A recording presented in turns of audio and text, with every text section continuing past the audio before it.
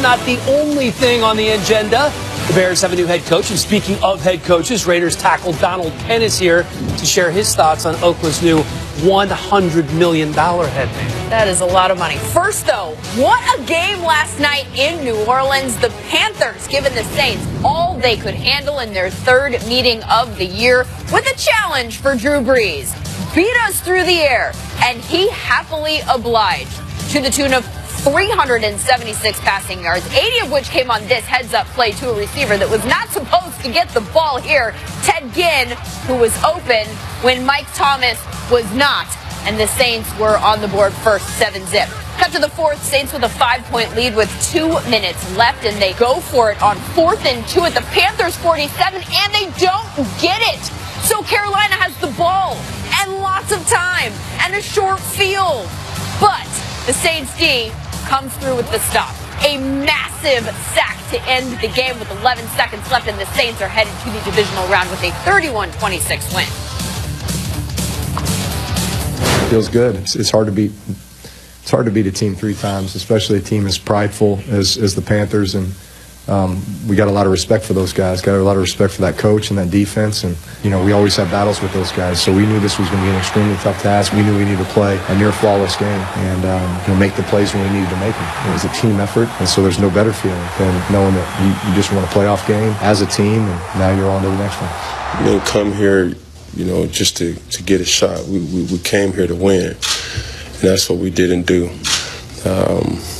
I kind of caught a sense of a lot of people just being satisfied with being in the playoffs. But I will learn from this, and I will get better from it. I want to know who he's talking about there in Carolina who was satisfied with being in the playoffs. But since we'll have the entire offseason to discuss that, Reggie Wayne and David Carr, let's dig in on the team that won this game, which showed exactly why they are so hard to defend. Stop them on the ground, which they did, 45 yards. Then they'll hit you through the air, which they also did with a lot of success, Reggie. Yeah, and a lot of talk this year was about these running backs, but it's all about Drew Brees. Well, it was in this game, right? Yes, man. Let me walk up here. It was a lot of crawfish eating, beignet eating, po' boys, because of the Saints Nation. They were so excited about their big win, and it was all about this guy, Drew Brees. Like I said, it was a lot of talk about Alvin Kamara and Mark Ingram throughout the year, but you still had Drew Brees available when ready. Here you have him staring down his #1 target, Michael Thomas, and looking off this secondary and finding Michael Thomas in the second window. You know why? Because Drew Brees can move you with his eyes. Now, who is number 89? That's Josh Hill, the backup guy that came in for the injured Kobe Fleener. Runs. Drew Brees looks off the safety and throws a perfect back shoulder throw down the seam that was heavily covered. But only a person like Drew Brees can make that throw and get you a big catch. Now you have Ted Ginn Jr. right here on a 3rd and long 4. Knows that he can run the simple slant arrow concept and move the linebacker with his eyes. He moved him with his eyes and was able to hit Ted Ginn Jr. in the second window. Find a big first down and keep a drive moving. Like I said, there was a lot of talk about these running backs and what they did all year. But Drew Brees' arm was healthy and fresh and ready to go. He knew it's playoff time, and he was able to deliver when it was time to do it. They really are the ultimate pick-your-poison offense. The 3rd best team in the regular season on the ground and the only quarterback in the league with 5 5,000-yard seasons. That said, the defense that they're facing this week, they are just as good at their craft, if not better. #1 in scoring D, #1 in total D, also #1 in stopping the big plays. David, is there an edge here in this battle, a mismatch perhaps? I don't know. When you look at it, there's the Vikings defense who's playing at home now. Home field advantage is huge, especially in the playoffs. The crowd's going to be rocking, so you don't have the ability like you normally would have at home to kind of do some things at the line of scrimmage that you normally would do. So saying that, Sean Payton's going to have to dial something up. That's kind of like a call it and run it. Maybe you have some non-verbal communication, but for the most part, the Minnesota Vikings are going to come in with the same plan that we saw against the Saints last week. Stop the run, which they are fully capable of doing. And I feel like the Minnesota Vikings on the back end feel like they have a better defense than the Carolina Panthers do. So secondary-wise, I don't know if they're afraid of them. I don't know if there's receivers out there, Michael Thomas. They have guys that can match up. Even Harrison Smith can come down The only thing that I can see for the Saints is possibly those running backs, like we talked about. And you don't use them in a conventional role, you use them at wide receiver. So you move them out, see if those linebackers can cover, give them some funky formations. The first formation the Saints gave the Panthers was an empty set. Motion out of the backfield, we're going to throw it. So I think that that's going to have to be the way they approach this thing. I don't know if you're going to go out, be able to run the football. It's probably going to be a lot like you had last week. Drew Brees is going to have to make tight window throws, big-time throws, just like he did. He's fully capable of doing it, but it's going to be another heroic effort from him. You mentioned the home field advantage that the Vikings will have in that dome. Mike Zimmer today calling on all fans to make it as loud as possible to impact Drew Brees in particular. All right, before we move on entirely from the Saints wild card game, there is the issue of Cam Newton and whether the Panthers properly followed the concussion protocol when he stumbled after a hit in the fourth. Wasn't he supposed to go to the locker room, Ian Rappaport? According to the new concussion protocol policy that came out just a couple weeks ago, if a player does stumble or show signs that they do not have consciousness or are losing consciousness, they are supposed to go to the locker room and receive a full concussion evaluation. And perhaps that is why the NFL and the NFLPA are investigating the application of the concussion protocol after this hit that you're seeing right there of Cam Newton. Reminder that if the Panthers are considered to be in violation, they could be subject to discipline. But as far as what Newton was actually doing, that is up for debate. The Panthers contend he was instructed and has been instructed to sit down himself on the field to allow Derek Anderson ample time to warm up. Obviously now the NFL and the NFLPA are looking into it and trying to figure out why he did that. So their argument that he wasn't stumbling at all, that it was a purposeful go-to-the-ground maneuver on his part. Ian Rappaport back with more in a bit. Thank you, Ian. The Rams back in the playoffs in their second season in Los Angeles. Members of the 1979 Rams were on hand. Jared Goff making his first playoff appearance. Matt Ryan used to this. He had 9 touchdown passes and no picks last year in the postseason. Devontae Freeman powering his way into the end zone with a little help from Alex Mack. The Falcons up 13-0 on the road in L.A. Fourth quarter, Matt Ryan slips, but still drops it in the bucket for Julio Jones. The Falcons go on to win 26-13. Another nice game for Matt Ryan and that man, Julio Jones. The defense also playing very, very well.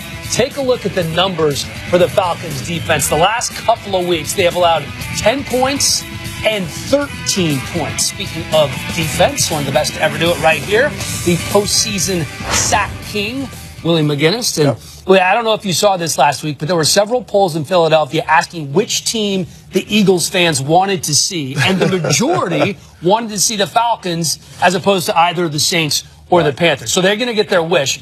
But how does this offense, led by Nick Foles, stack up against this Falcons defense that's playing so well right now? I don't think it goes through Nick Foles. I think if you're the Philadelphia Eagles and you're the fans and that's your team, you want to turn this into an ugly smash-mouth type football game. You want to win this game in the trenches. And I always talk about how athletic the linebackers and the guys in the skill positions are for the Atlanta Falcons, but they are smaller.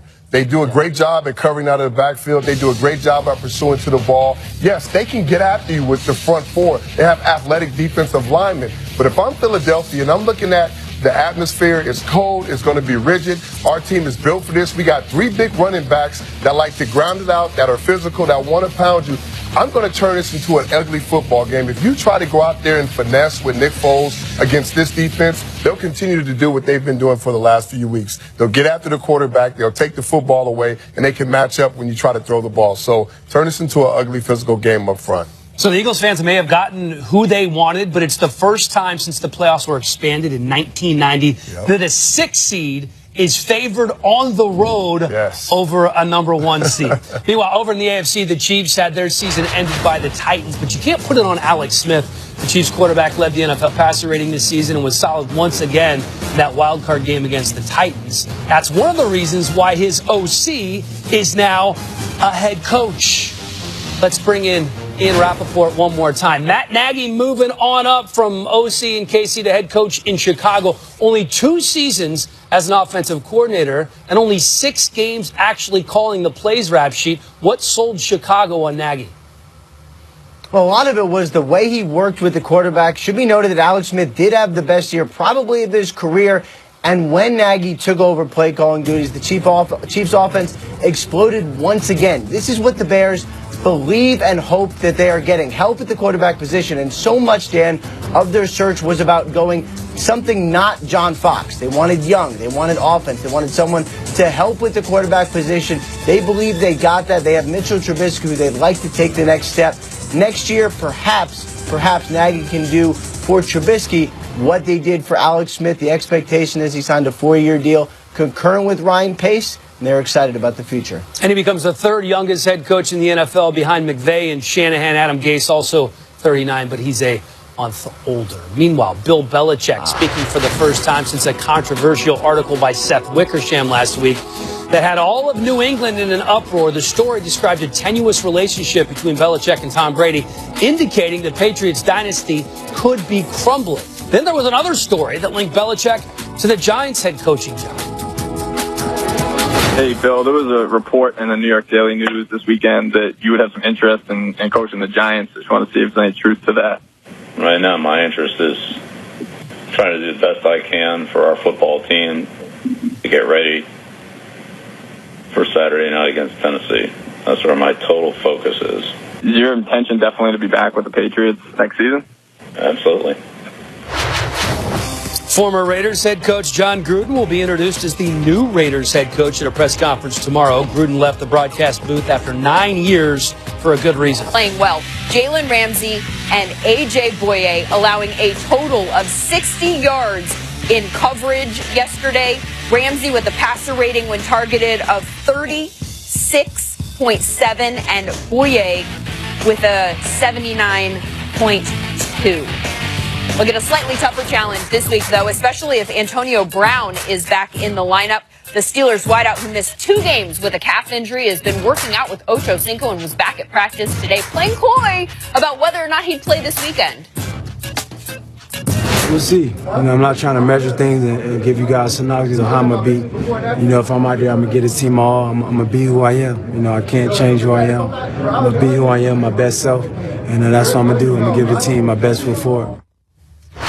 Assuming he plays, and Ian Rappaport's reporting that he is expected to be pretty close to 100%. How do you see this matchup going, the Steelers wideouts versus the Jaguars secondary? I think you kind of can expect the same thing as you did in Week 5. It's going to be tough, especially if Antonio Brown is not 100%, because this Jacksonville secondary is pretty good.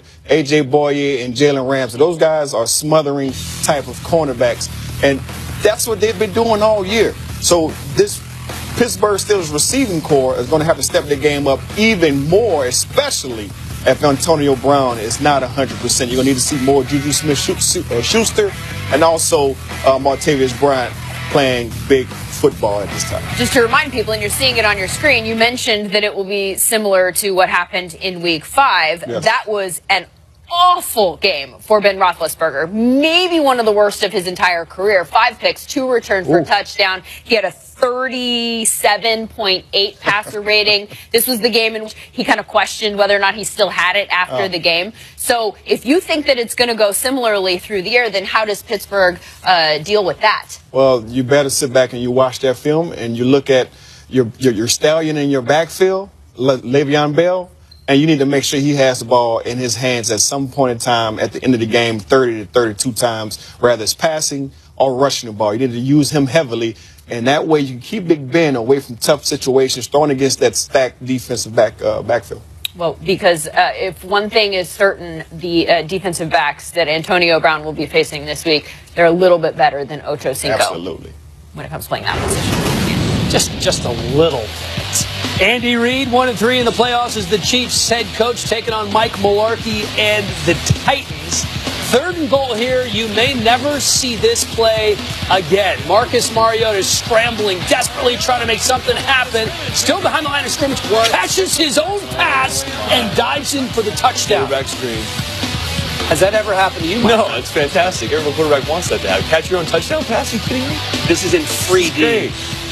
I mean, it's happened once before in NFL history. And ironically, he's trying like he just meant it was for it Brad to happen. Johnson. No big deal. Yeah. Who John Gruden had coached, and he was calling the game, and he texted him during the game. This pass is complete for the touchdown to Eric Decker. Huge catch for him after he dropped one earlier. The Titans get the road win 22-21, and it may very well have saved Mike Mularkey's job. He was asked about it after the game. Did you feel you were secure no matter what happened in this game? No, I haven't had any support to say that I was. So, no, I just assumed, the worst. I can say I don't think it's fair to my family. So when it has an effect on my family, it has an effect on me. So, yeah, I'd say it had a big effect on me. Very candid Mike Mularkey right there. Marcus Mariota, it's really a simple formula. When he runs the ball, the Titans are better. 5 rushes or more, and they're undefeated this year. Everything's better. His passer rating's better. It's all better if you are the Tennessee Titans. By the way, they're also 7-0 when they were for over 100 yards as a team. So it actually seems pretty simple, Willie, and it almost seems like nothing's changed dating back to when you played the Titans in the playoffs back in 2003. No, it doesn't. You got to stop the running game, and that was Eddie George, and then they had a mobile quarterback, of course, with McNair. And I know the Patriots' big issues this year on defense, not only the mental errors and stuff they faced at the beginning of the year that they seem to clean up a lot, but it's been the ground game. It's been the ground game, but it's also been mobile quarterbacks. So when you take a look at the tape and you watch film, you watch the mobile quarterbacks that they face. Cam Newton right here, getting out of the pocket. It's always about the edge and rush lanes and different things like that, but the Patriots seem to struggle when they played against mobile quarterbacks. So Alex Smith, 2 out of those 3 games that they played a mobile quarterback that they struggled in, they end up losing. Guys get out of the pocket, they make those plays down the football field. Mariota is no different. You see what he's done the last couple of weeks. When he gets out of the pocket, he energizes his team. He gives them an opportunity. He makes plays with his feet. Forget about what he's doing from the pocket. If he can do that, then they open up plays down the field for him. I really like what you said about forget about what you're doing from the pocket, because really at this point in the season for the Tennessee Titans, that's where they're going to make their hay. Marcus Mariota has to be involved in the run game heavily. You saw the stat we threw up there. Dan talked about it. 5-0 when he gets more than 5 carries. I mean, he has to get 15 carries in this football game. I think they have to run their entire offense through that. Run pass options. Be creative. Mike Mularkey, I know you got it in you. I've seen you do it before. Just trust that Marcus is healthy enough. This is a one-and-done thing, right? You went out there, you won last week. You got to win against a team that no one gives you a chance to win. Put it on number 8's shoulders. Let the guy go out there and make some plays. He's more than capable of doing it. And you want to see design runs. Absolutely. Design runs. Make him make him a running back in this game. And well, they were doing that. They were doing that prior to the injury. They had a lot of design runs. And that's what I'm saying. Now, I think he's healthy enough. What I've seen the last couple weeks, what I saw last week, he's healthy enough to go out there and move around. And just trust that he's going to be fine. Go out there, let him protect himself. He's played like that his whole career, so he knows what he's doing. Now, understand, in those defensive meeting rooms in New England, they already have identified what the number 1 issue is. That's the run game. No doubt. Henry in the running game had, over 200 yards last week. Yep. Mariota has been a problem. Yep. The last couple of weeks out of the pocket, they're going to try to take that away and make you beat them with something else. So they need to be prepared. If the running game is not working, what's your plan B? Yeah, well, no, he does. He absolutely has to win from the pocket. You don't win playoff games if you don't make plays on 3rd down and in the red zone. But he's been good in the red zone, throwing the football in the past and in his entire career. So all you got to do is get there, right? So you're going to have to make some plays, yes, from the pocket. But I think just like what you're saying, when they load the box up, that's when you can pull the ball and throw some quick, do some things that he's very good at and very creative at.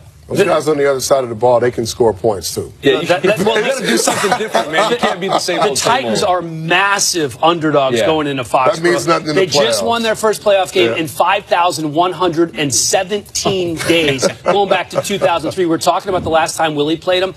I didn't throw this out there because I didn't want to give him a big head. 3 sacks in that game. Only had 3? That's it. See? Mr. Big Stuff, postseason sack king. Oh, my goodness. After the break, a very special guest in a very special situation.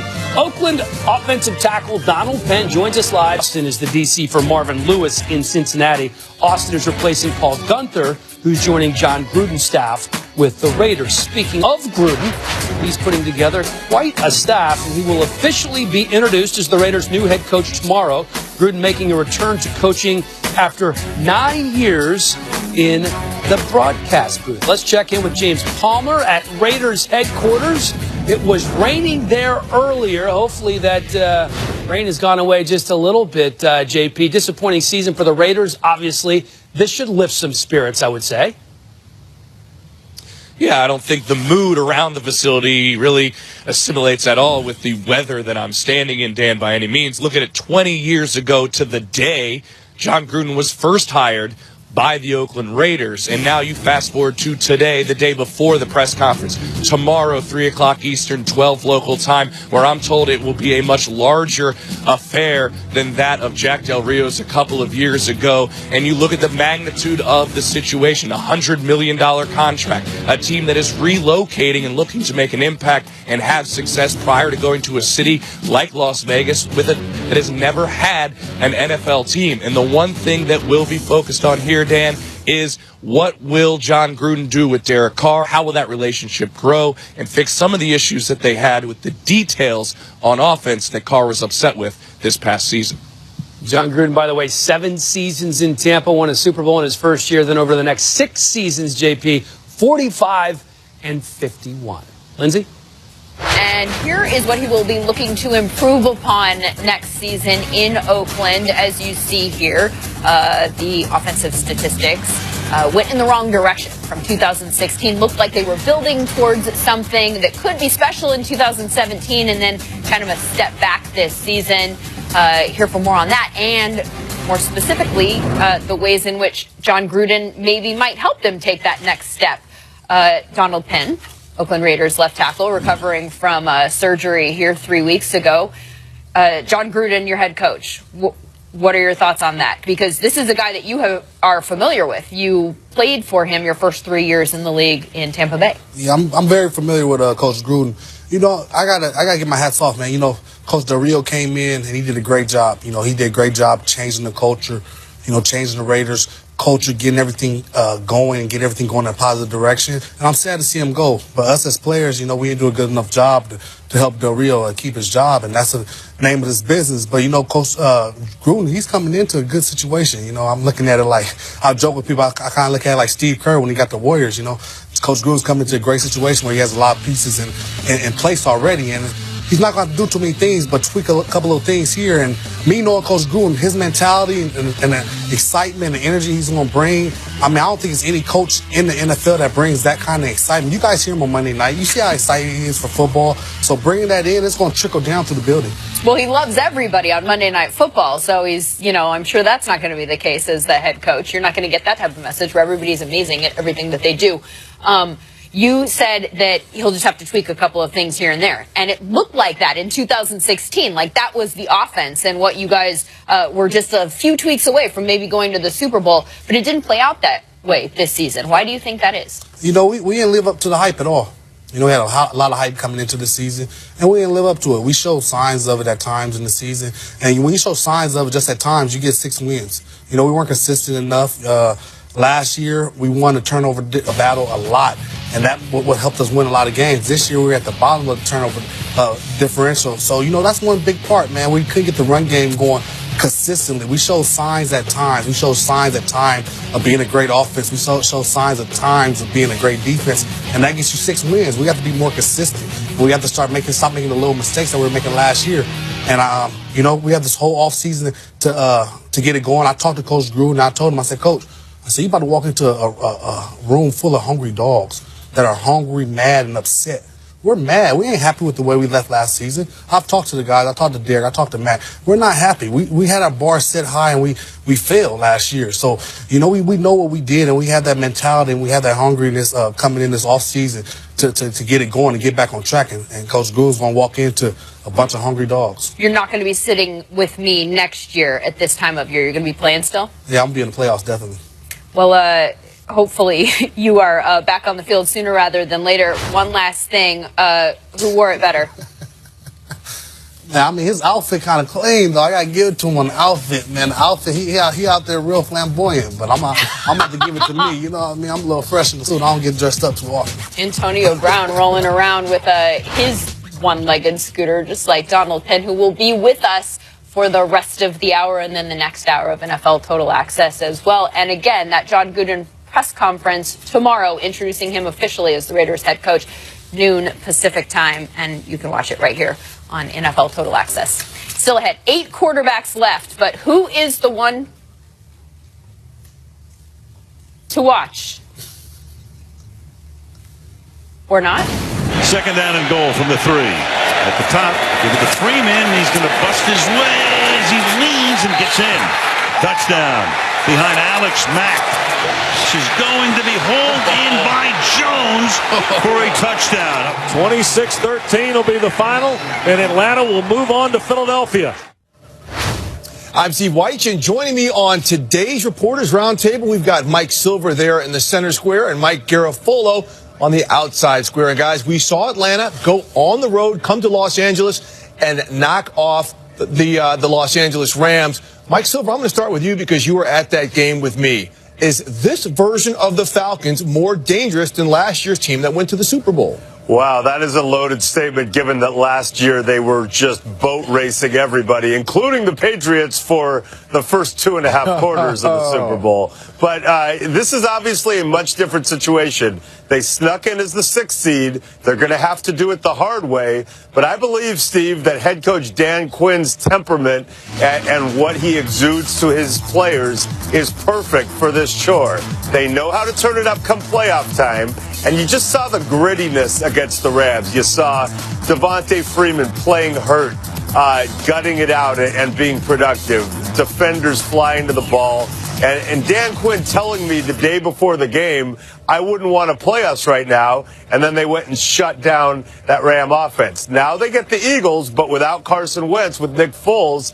And now you're starting to see a very viable scenario where the Falcons could at least play for a chance to get back into the Super Bowl. And that defense, guys, might be even better this year. Well, Mike G, you heard Mike Silver just talk about the fact that they're playing an Eagles team with Nick Foles. You're in Philadelphia. Right. Does that really tip the scales in the Falcons' favor? I mean, this is the matchup that you would want if you're going to have to go in and face a 1 seed. You want to come to Philly with a team that has lost its starting quarterback, that has a backup quarterback who started off great, but then was shaky in the last couple of games. So it does set up well for the Falcons. And that's why, these things don't happen in a vacuum. That's why it's a lot easier to debate these things versus what happens in real life. Is this team more dangerous?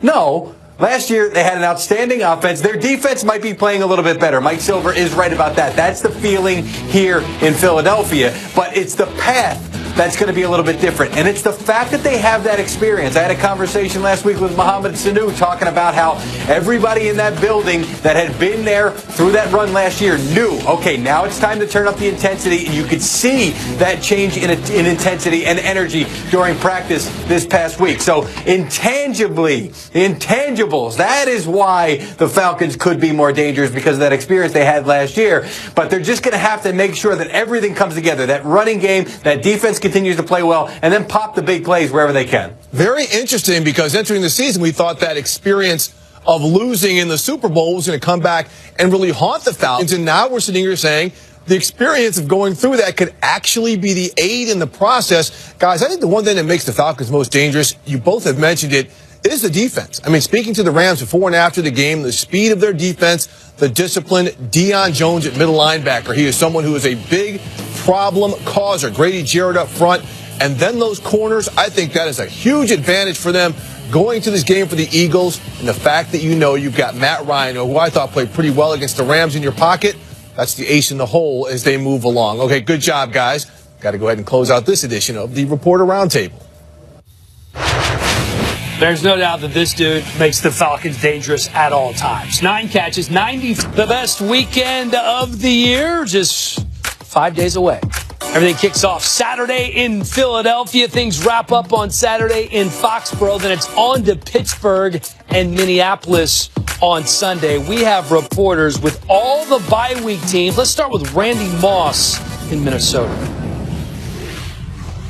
Vikings players had 4 days off thanks to their first round bye, but they were back to work here today, fresher and healthier to begin preparing for Sunday's rematch with the Saints. Tight end Kyle Rudolph, for example, severely compromised by an ankle injury the last 3 weeks of the regular season, said the bye week came at a huge time for him.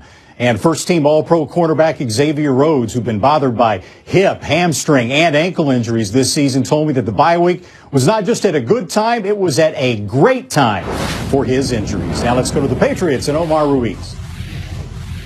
Hey, Randy, Bill Belichick saying this morning that he absolutely intends on coaching the Patriots next season. Corner Malcolm Butler actually laughed when he was asked about Belichick potentially leaving after this season before saying his sole focus is on the Tennessee Titans. I asked James Harrison if there's any more juice in the locker room now that the playoffs are here. He said not more than any other week, the Patriots preaching focus and routine. For more now on Harrison's former team, let's send it over to Aditi Kinkhabwala, who's with the Steelers. Omar, there was a familiar face back at practice for the Steelers, Antonio Brown. It was the first time that we've seen him since a gruesome calf injury sent him straight to the hospital during the Steelers' Week 15 game against the Patriots. He said that he did most every drill and that it felt good to get back into the flow of things. When I asked, he said he still has a few things he wants to test the calf on, but he also said it's just the first day of the week. Now, he wouldn't officially commit to playing Sunday versus the Jaguars, but when asked if he could possibly be his complete 100% self, he gave us his trademark smile. He said, "We'll see. You gotta tune in." Now let's head to the Eagles and Mike Garafolo. Thank you, Aditi. Here in Philadelphia, the Eagles are coming off their bye week, but they did have high energy, fully padded practices last weekend, and they're hopeful that that's going to help them regain their mojo because they lost it late in the regular season when Carson Wentz went down. Nick Foles came in. But they are confident, and they are using the fact that most people are picking the number 6 seed Atlanta Falcons to beat them, the number 1 seed Eagles. That's going to be the chip on their shoulder this week as they prepare for Atlanta in a game that could be a little wet. Watch that weather report this week, Dan Helly. 8 teams left 420, where every single matchup is an old guard versus new guard game. Brady, Breeze, Roethlisberger, Ryan, 75 combined playoff starts. They're taking on Mariota, Keenum, Bortles, and Foles. They've combined for 3. Who's the one to watch, David? I don't think it's any one of those guys. I think it's Case Keenum, the guy that's having the most fun, playing with the most freedom. He's got a great defense, some fun toys to play with. He's just out there playing like he has nothing to lose, which is probably the best opportunity he's going to have in his entire career to go out and win a Super Bowl. And he's playing just like that, like a kid in the backyard. So I'm super excited to watch Case this weekend. And the top 2 receivers in the league still alive in the playoffs. Antonio Brown going to be back for the Steelers. Julio Jones just doing what Julio does. And we can't forget about Michael Thomas. 8 catches and 131 yards on Wild Card Weekend. Or his former teammate, Brandon Cooks. Reggie, who is your receiver to watch this weekend?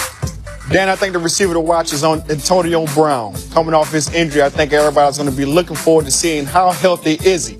And I think if Pittsburgh Steelers want to have success throwing the ball, you need to find your best receiver, Antonio Brown, to go up against the best duo in the NFL. I'm looking to see that matchup. How about the other side of the ball? There are some good defensive guys playing this weekend. 7 made the All-Pro first team, including both corners and both safeties on that All-Pro team, and guys who played well on Wild Card Weekend, like Cam Jordan and Deion Jones.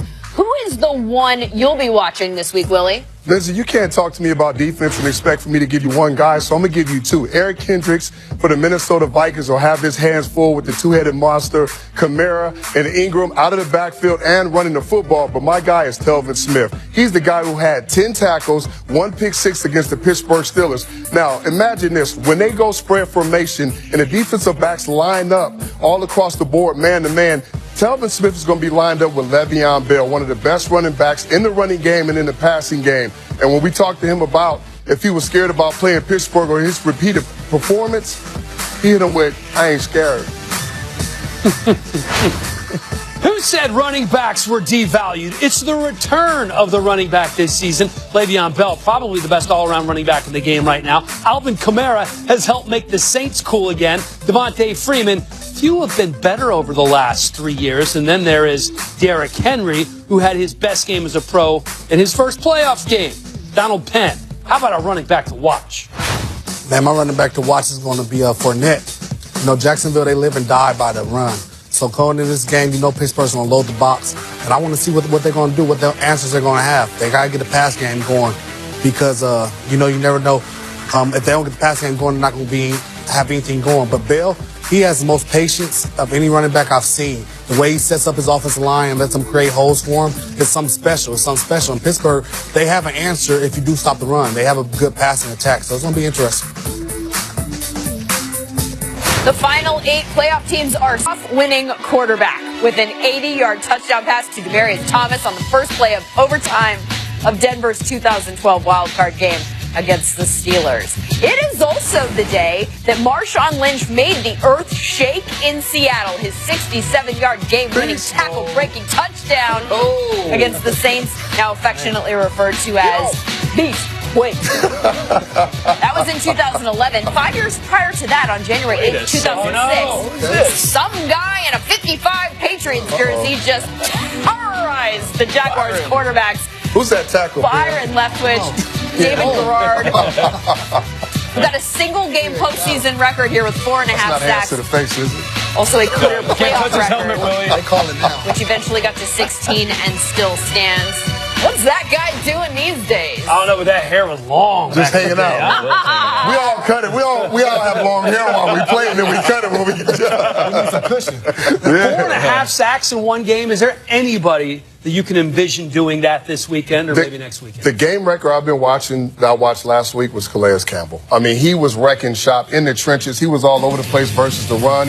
He was after the quarterback. This guy should be the defensive MVP of the league, in my opinion, going into this year. From an interior defensive, he plays every position, but he's a game record. And if they get singled up, he's going to give whoever he's going to one-on-one with problems. What do you think, Donald? You face these guys. Now, a guy that gave me problems a couple years when I played against Everett Griffin. I mean, I think he's going to come, and they're going to have to give him chip help. But the one thing about him that sets himself apart from other defensive ends, he's not just a pass rusher. He's going to play that run hard every single play, and he's going to put his head in there. So that's my guy right there. And they've got that back end covered, so you might have time to get to him. Yeah. Although it's Drew Brees and he gets the ball off fast, so he might not.